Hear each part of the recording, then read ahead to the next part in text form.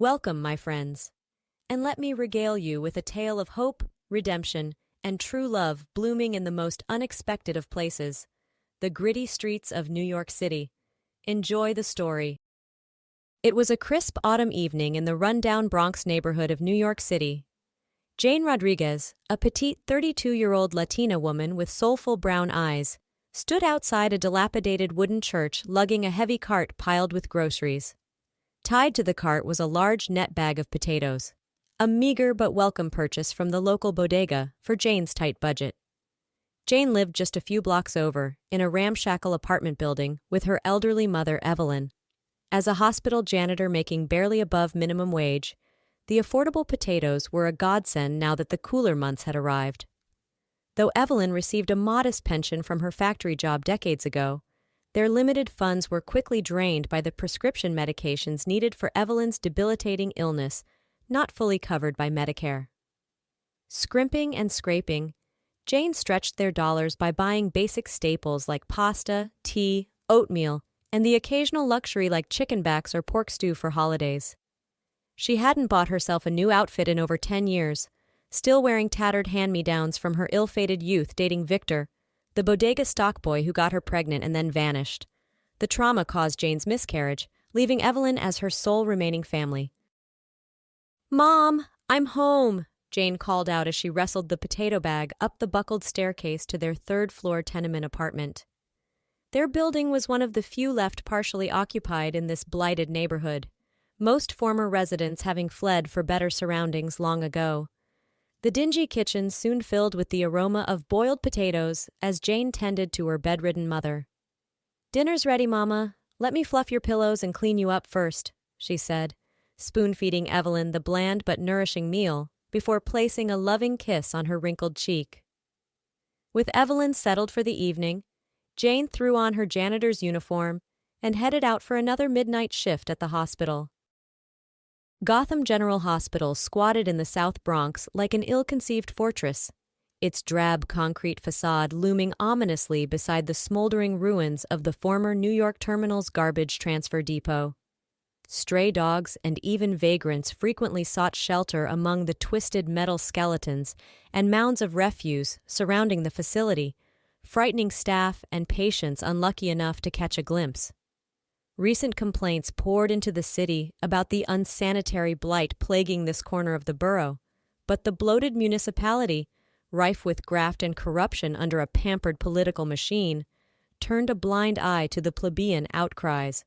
Mayor Richard Two-Face Wilson, a slick incumbent Democrat with a penchant for taking bribes from corporate polluters and organized crime, arrogantly brushed off the rabble as he schemed to solidify his power base. At the end of her overnight shift on a brisk Halloween morning, Jane dragged a heavy rolling bin piled with trash and medical waste out the back delivery bay toward the dumpsters. As she strained to hoist the bags over the ledge, Jane was startled by a rustling sound from deep inside the dumpster, followed by a raspy groan. Cautiously, she peered over the rim and gasped at the sight of a filthy, emaciated figure lying unconscious amid the refuse, barely clinging to life. Without a second thought, Jane jumped into the dumpster and pulled the vagrant into the open air. She quickly cleared his airway and began administering CPR as the man's pale, sunken eyes fluttered open in a daze. "Code Blue! I need a trauma team, stat!" Jane shouted as she propped up the man's frail body and checked his vitals. Within minutes, a cavalcade of orderlies and nurses rushed out with a gurney, but Dr. Nigel Krupt, the notoriously callous head of the ER, pushed his way to the front of the stampede. "What's all this ruckus?" the balding middle-aged physician barked in his signature indignant bravado. "Sweet seven surgeons, not this human debris again. Rodriguez, I've warned you about bringing this grime through my ER." Jane stood her ground, glaring defiantly. "With all due respect, doctor, this man needs immediate medical attention. I had to improvise after finding him unconscious in the dumpster. He could have died." "Well, then let him die with dignity on the streets instead of fouling my emergency room." Dr. Krupt spat through clenched teeth as he aggressively shooed the orderlies away. "This is a hospital, not a damned homeless shelter. If you can't discern who is worthy of care, perhaps it's time we relieved you of your duties here." Permanently. As the gurney was wheeled back inside, Jane stood stunned and seething at such blatant disregard for human life. In that moment, her own tragic past came flooding back, the memory of being heartlessly turned away while pleading for help during her fateful miscarriage years ago. She fought back tears, recognizing the all-too-familiar sting of injustice and indifference from this callous institution. True to his word, Dr. Krupp made good on his threat the following week.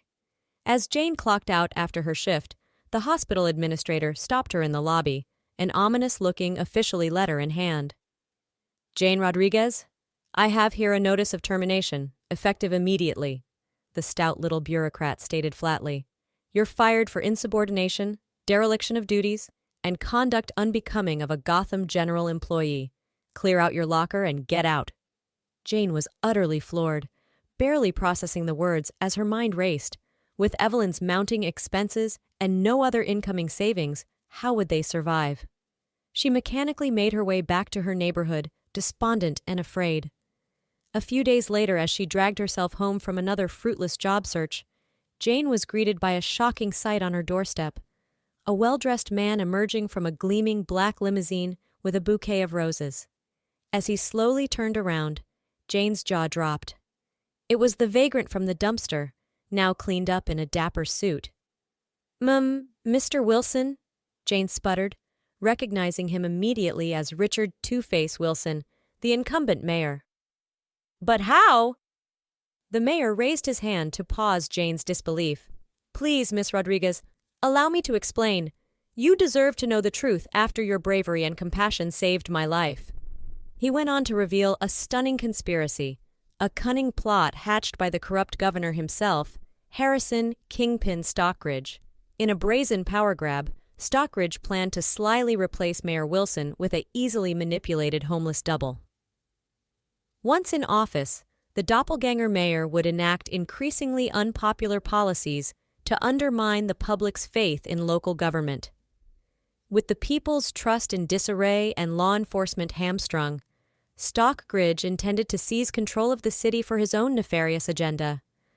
The scheme had gone horribly awry thanks to Jane's intervention at the dumpster.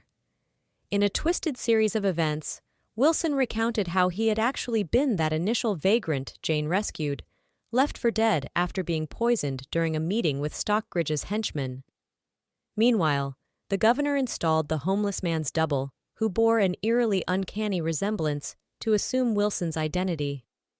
"If not for your selfless actions that morning, I may very well have perished," Wilson said, tears welling in his eyes as he grasped Jane's hands. "You are a true hero and humanitarian, Miss Rodriguez, and I am forever indebted to you." Over the following weeks and months, Mayor Wilson made good on his pledge.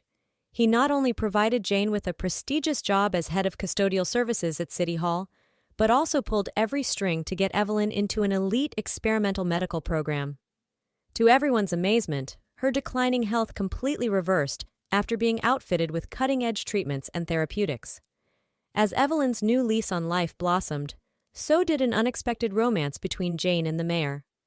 Deeply moved by her integrity, nurturing spirit and resilience through hard times, Wilson found himself falling for the woman who had saved him. Before long, he had worked up the nerve to make Jane a heart-melting proposal over a candlelit dinner at the city's finest restaurant. "Jane, you have shown me the beauty of the human spirit and the power of compassion against all odds," Mayor Wilson said, dropping to one knee and producing a stunning diamond ring. "You gave me a second chance at life, and in doing so, you've captured my heart completely. Would you do me the profound honor of becoming my wife?" Jane's hands flew to her mouth as tears of joy streamed down her cheeks. This was the happiness and security she had dreamed of since that fateful day she lost her first child, but thought forever unattainable as a struggling single mother in the unforgiving city. Looking down at the man she had plucked from the literal dregs and restored to humanity, she knew her answer without a moment's hesitation. "Yes, Richard, 1,000 times yes!" she exclaimed, wrapping her arms around him as a thunderous applause filled the elegant dining room. For Jane and Evelyn, their life of quiet desperation had blossomed into one of fairy tale fortunes, all thanks to one fateful act of selflessness. In a shocking twist of poetic justice, the corrupt Governor Stockbridge found his sinister coup attempt thwarted at every turn. Video evidence of his henchman's attack on Mayor Wilson, along with testimony from the homeless double, allowed authorities to dismantle Stockbridge's criminal enterprise. He was swiftly arrested, tried, and convicted on a laundry list of charges from racketeering to attempted murder. Stockbridge's downfall paved the way for a historic series of anti-corruption measures and grassroots political reforms in the city. Under Wilson's principled new administration, longtime blighted areas like Jane's neighborhood experienced a renaissance of civic rejuvenation, with new housing developments, parks, community centers, and investment in public services. For Jane and Mayor Wilson, their union represented the ultimate embodiment of the city's resurgence, a true rags-to-riches romance that captured the world's admiration. Their lavish City Hall wedding was broadcast internationally as a symbol of hope and perseverance, triumphing over greed and cynicism. The new First Lady never forgot her humble roots, continuing to volunteer at shelters and hospitals while advocating for marginalized communities. And though the pair would go on to have children of their own, Jane's mother Evelyn remained the cherished pride and joy of their family, reveling in her golden years as the matriarch who helped shape the mayor's saintly wife. For the first time in decades, their future burned brilliantly bright with the eternal flame of opportunity in the city that never sleeps.